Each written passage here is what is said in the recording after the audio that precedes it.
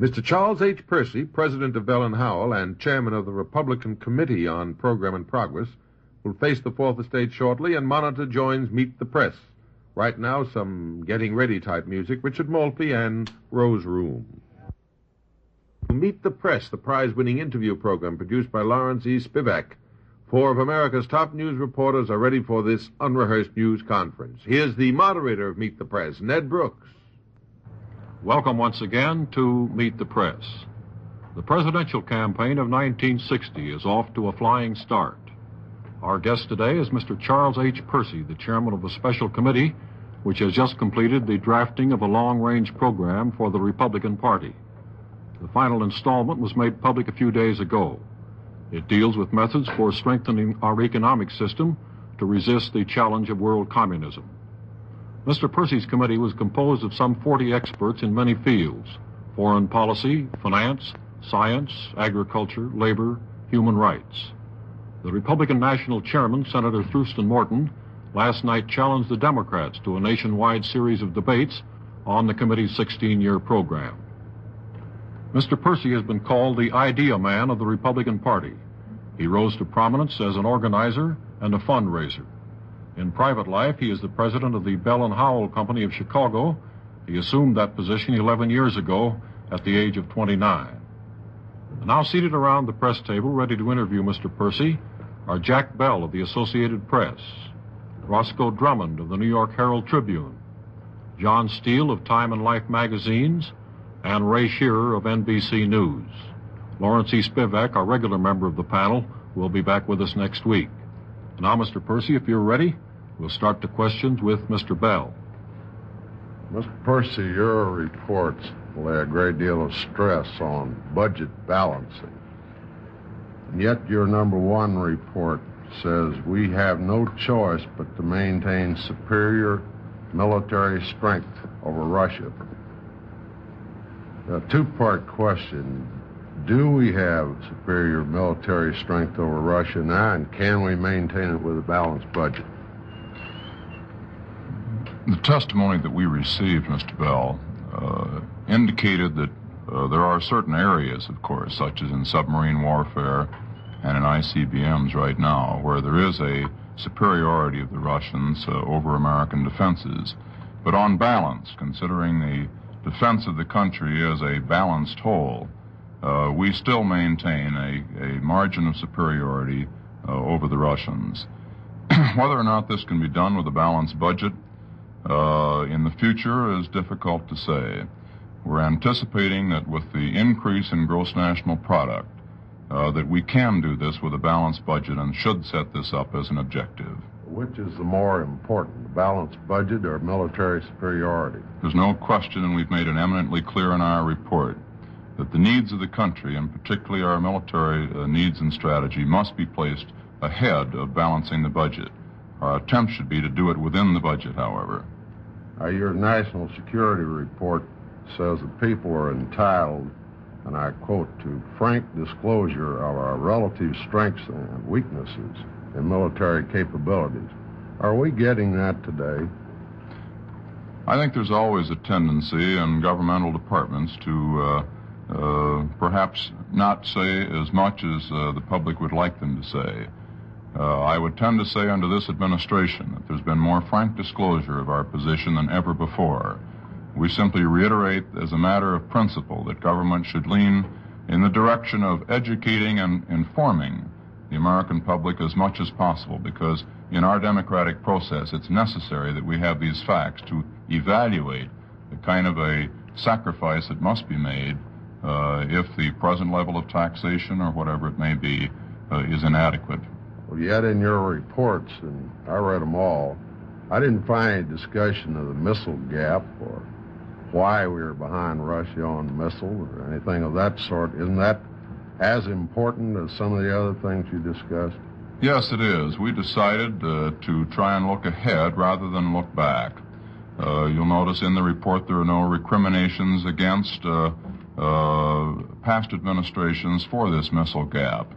But, of course, it was the cancellation of a $75 million modest program in 1947 by the president at that time under the previous administration that set us back because we didn't really begin our missile development until the first year of the Eisenhower administration. Mr. Shearer. In your speech to the Young Republican National Federation in Denver in June, you spoke rather forthrightly to this effect that the Republican Party would not commence its regeneration until its members recognized that something was drastically wrong. You said that something drastic had to be done to make it right.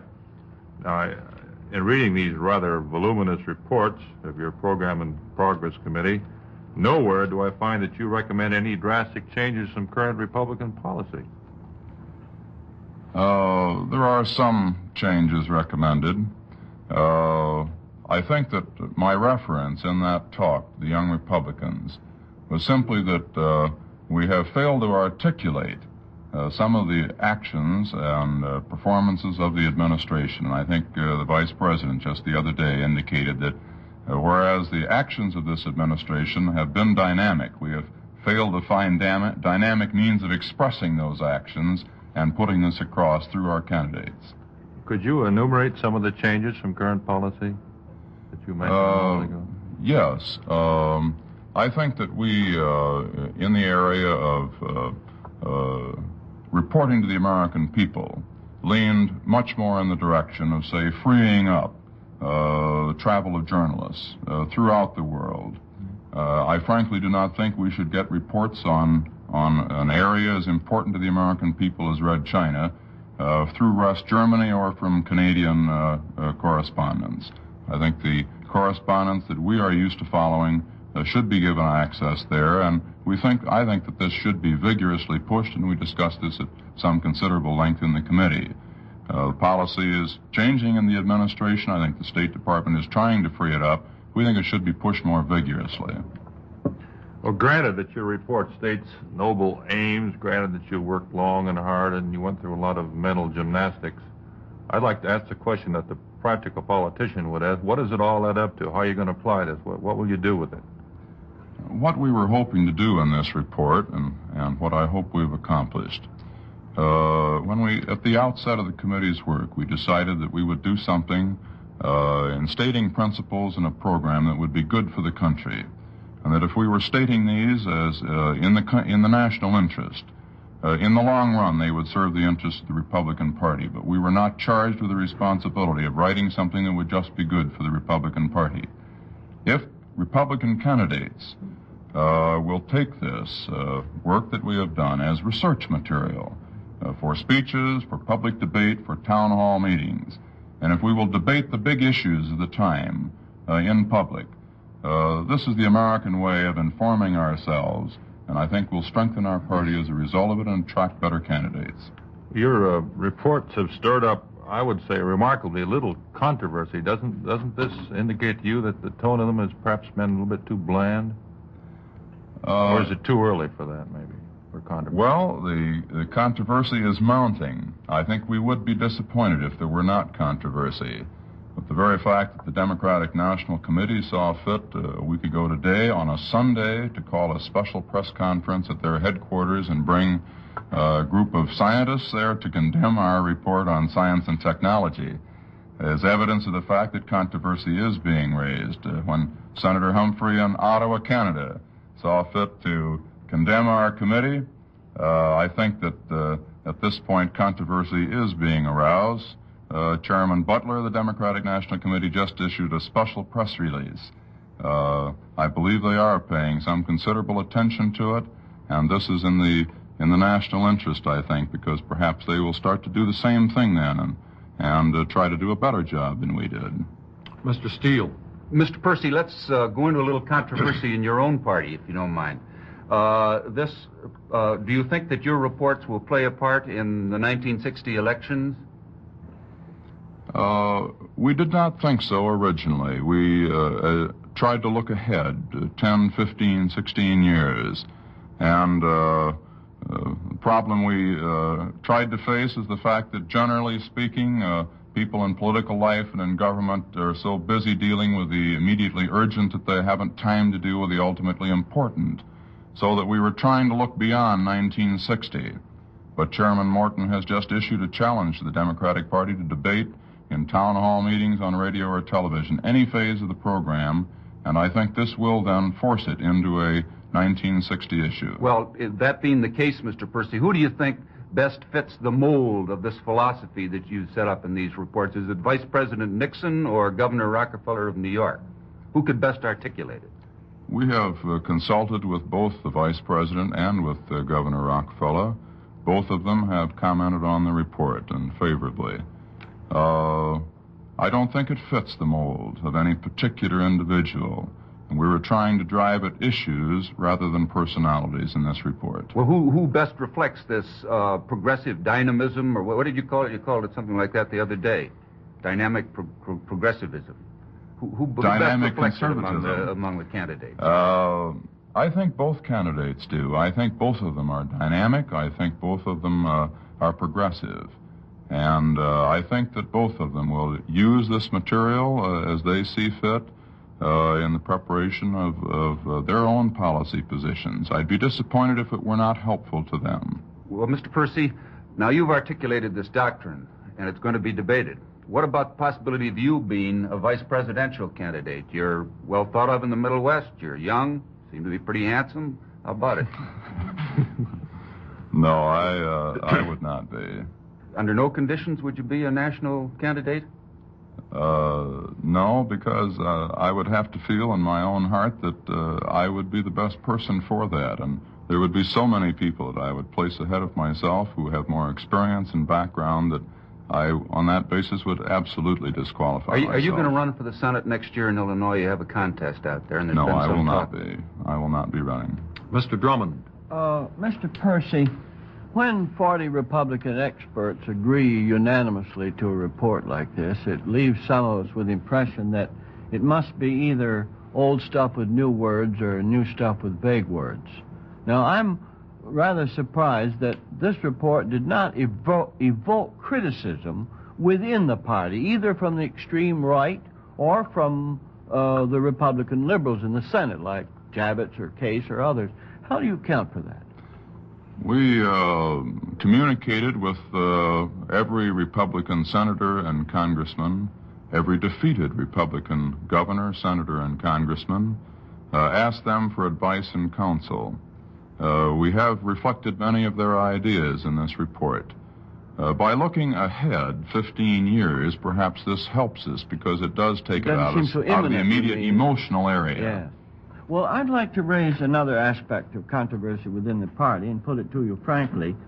Many people, I think, honestly feel that one reason that the government is not making greater headway in closing the gap in scientific weapons with Russia is the budget ceiling. And you've stated, and we've all read the report, that you definitely would not let the concept of a balanced budget stand in the head of achieving that. Would you then be frankly saying that at this point, this is a significant departure from administration policy? There is no question but what the expenditure for military will increase in future years. What we have simply said is that we must cut down in some areas to emphasize other areas. No, but haven't you said that you would put the priority objective of closing the missile gap ahead of the priority objective of balanced budget? Absolutely. And that does not seem to be, in the judgment of many, the policy of this administration. If it isn't the policy of the administration, I do not understand the policy of administration then. Our statement is perfectly clear. And we've had no charter from the president or the vice president or anyone else in the Republican Party that this report must conform to administration policy. They've given us an absolutely free hand. We say without equivocation, it would be indefensible for any of us to take a position that we should not quickly and urgently close this gap. Mr. Bell. We have another sizable gap, too, in space. Your report says that we're planning to transport a man to the moon by 1970, I believe. Yes, it was 1970. Don't you think we'll find a Russian colony already existing there if we wait till 1970? we said certainly by 1970 this is possible. I think we'd all be very disappointed if this were not possible before that date. Well, do you think the administration is doing enough in space activities at this point? I think it's a question of how much we can actually absorb. Because of our late start, not until 1953, we've had to impose crash program on crash program, and just dollars alone will not do it. Our attitude in this report is that instead of having these programs on a feast and famine basis, every time another missile goes in the air from the USSR, a wave of enthusiasm goes for budget spending in that area. We should budget and plan well in advance. Regardless of what our opposition does, we should stick with these programs, and we should have fewer programs on a crash basis, because I think the end result will be better and the cost will be much less if we can orderly plan these things in advance. Quick flight back from space. Let's get to the farm, which is going to be an issue in 1960, obviously. One of your reports says that the family farmer is the backbone of the nation's economic system. Another report says that farming is coming to the point where automation will take over and large amounts of capital will be necessary. Where's a family farmer going to get the large amount of capital to run an automatic farm? Mr. Bell, if I remember that sentence in the report out of 40,000 words correctly, we said the modern family farm is the backbone of our agricultural system. I do not think it's wise for us to attempt to subsidize marginal farming in any form of the federal government or otherwise. And I think if a family farm is not able to keep up with modern techniques, it would be much better for those people in that farm family who are earning probably 35 or 40 cents an hour on their labor to go into city life, urban life, where they're desperately needed now in the industrial community and where they can earn far more. I just don't think we should encourage people to stay on subsistence living farming that doesn't give them the kind of an income they should have. But I do feel that the modern efficient farm, based on a family where a man is farming enough land to give him a good income, is still the backbone of our American farm, and we checked this very carefully with the president of the American Farm Bureau Association, past President Alan Klein. Mr. Percy, the labor section of your report may have special significance in view of the steel strike now. Your report promises to protect what is described as the clear right of working people to join a union. Would you also protect the right of people who don't choose to belong to a union? Yes, but I don't think it's necessary by legislation. I think you can do these things other than by legislating on them, and public education probably is as good a way to do it as any. If you're asking what my attitude is on the right to work laws, we didn't take any position in the committee on that. I don't seem to find in your report any recommendation for dealing with strikes such as those we're having now in the steel industry. Does that mean that your committee is satisfied with the present machinery? I would hope that the present machinery, the Taft-Hartley Act, would be adequate. If it's not adequate, then some other measures would be necessary. Unfortunately, Congress will be back in session a few days after the 80-day period would be up. Mr. Shearer. Mr. Percy, when Mr. Khrushchev was here barnstorming around, I heard him say at one point that he couldn't tell the difference between the Republican Party and the Democratic Party. Do you think your report would help him? Yes, I think it would. I would heartily recommend he read report number 4 on economics, because here we draw a sharp distinction, and this has drawn sharp criticism from the Democratic Party. Well, there are probably a lot of Americans who couldn't give you a very precise differentiation either. In terms of your report, what would you say is the prime difference between the Republican Party and the Democratic Party? We've tried in these reports, which would be available to anyone that would like them from the Republican National Committee, to draw the distinction in almost every area of our basic issues that we're facing today.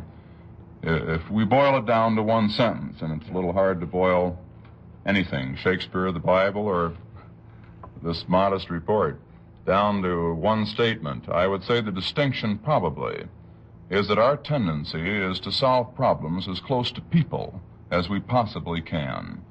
The tendency of the opposition party is generally to set up a bureau in Washington, some department down here, shift the problem to Washington away from the people. I don't think you solve problems that way. I think you merely move them someplace else and set them up on a bigger scale and increase the cost of solving them. You come out, I notice, in your technology report for spending, $36 billion a year for scientific research in 1976, as against 10 that we're spending now. On the other hand, you stressed your fiscal solvency point. How do you square these two things? Isn't that an enormous expenditure? Yes, it is a great increase, but if we look back 10 years, which we tried not to do too much in the report, but 10 years ago we were spending $2.5 billion, today $10 billion, and we think in 1976 $36 billion can be absorbed, but we're saying also that private industry and educational institutions must spend at least half of this.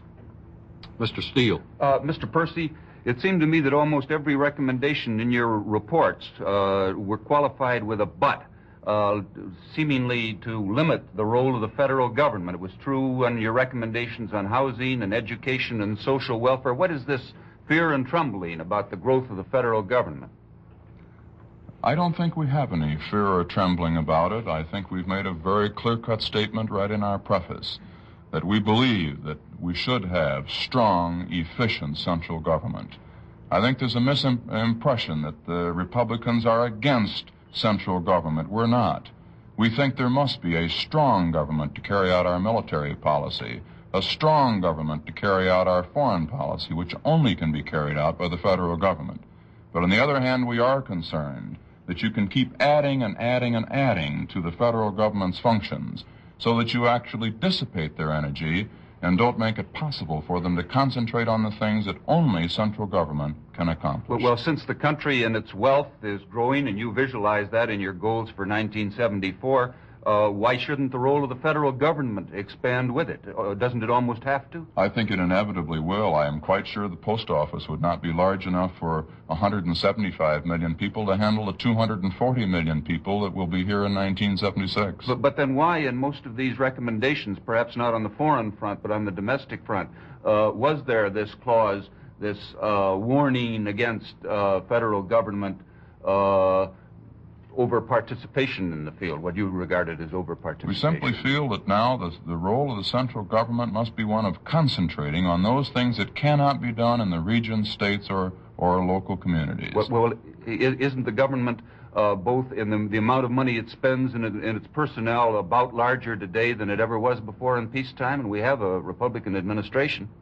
Yes, but it was reduced by 250,000 people in the first few years of the administration. But the country is a good deal larger now than it was 7 years ago, and a great deal more prosperous. Realistically, isn't the federal government going to grow in its functions and in its spending and in the number of people it employs? Oh, I think realistically it's inevitable that it will. What I do hope is that the percentage of the tax revenues taken by the federal government out of gross national product can gradually diminish through the years. And if we can have sufficient economic growth. We hope so, too. Mr. Drummond. May I deal with another aspect of the same question, Mr. Percy? You have strongly advocated in the report higher pay for teachers, more public schools, better classrooms, more of them, and a real meeting of the educational needs. I'm sure the emphasis is on the side that the primary responsibility rests with the states. Now, what happens in your judgment if, after adequate experience, state government does not meet this problem? Do you then turn vigorously to meet it by the federal government? I think the implication is very strong in our report that if the local communities and the states do not meet this responsibility, we've spelled out what the responsibility is. I understand. That it will have to be done by central government. All right. Now, but I think it would be a sad situation in this country if the people of our communities will not respond to this challenge. We're not sure it's happening. I mean, we're not sure. I have absolute faith that the communities of this nation will meet the national purpose and challenge. Do you think they are meeting the school need today? I think that the number of new schools being constructed, the debate going on in my own school district about teacher salaries and curriculum is evidence of it. One other quick question, if I may, and that is, in view of the need of the country having a national understanding of what the national policy is of the Republican Party, would you recommend a conference of the federal officials of the Republican Party and state governors in order to find out whether there was an agreement within the party that the state leadership of the party is going to do what this report advocates that states do? I think such a conference would be highly desirable. I think we all need a greater dedication to national purpose in the United States. We need the same sort of emphasis in winning the peace today as we have in winning all the wars we have in the past. We've always met the need when we understand the need. This is the purpose of our report. Mr. Bell. Mr. Percy, why are you so reluctant to run for office? I have felt up to this time, as a father of 5 children and with the responsibility given to me in my business, that I could serve my government best as a private citizen. I've undertaken every responsibility given to me by the administration that I could possibly discharge. And I feel that you need a lot of chiefs, but you also need a lot of Indians. And at this point, I prefer to be a private citizen where I can speak and say what I want without any concern for winning votes by doing it. Gentlemen, I think at that point we'll have to wait for Mr. Percy to return to get his final answer on that. I'm sorry, but I must interrupt. Thank you very much, Mr. Percy, for being with us. And Monitor's thanks to Charles H. Percy, President of Bell and Howell and Chairman of the Republican Committee on Program and Progress, and the members of the panel for a stimulating and enlightening half hour. Meet the Press, produced by Lawrence Spivak. Now this personal word, if I may. One of the great delights of travel is getting to know people in other parts of the world. Since we all cannot travel as much as we'd like, an organization has come into being to bring people closer through correspondence. The organization is Letters Abroad. It can help you find a pen pal in some far-off place, and once you've entered into correspondence with this pen pal, you'll feel not only that you are hearing at first hand about another country and about other people, but also that you yourself are helping to communicate American ideals. Undoubtedly not directly in what you write, but indirectly by the spirit and character of what you write. These days, this transference and this communication between ourselves and other people is indeed very important.